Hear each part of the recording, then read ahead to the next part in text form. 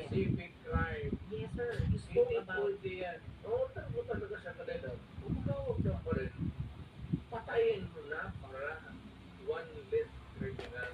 There was never an official police, anti-military, at to agents of government to kill.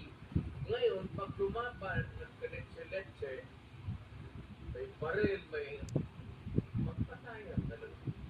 Sabi ng Justice Department, hinahabol pa rin naman ang mga nautusan para malaman kung labas na sa batas o extradition ang pagpapatupad nila ng war on drugs ng dating Pangulo. Marami na po tayong in-investigate. Evidence, and we will make sure that those charged with these crimes will be given their day in court.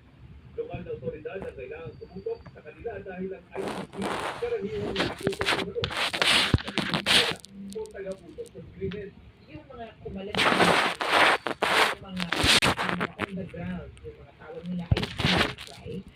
Ang assumption, ang bahala dyan ay ang domestic jurisdiction.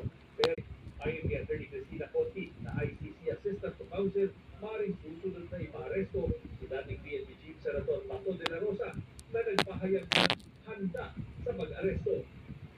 Pati si dating PNP Chief Senator Albayalde na hinihinga namin ang pahayag. Pero kung gaano matagal bago ilalabas ang susunod na mga arrest warrant ay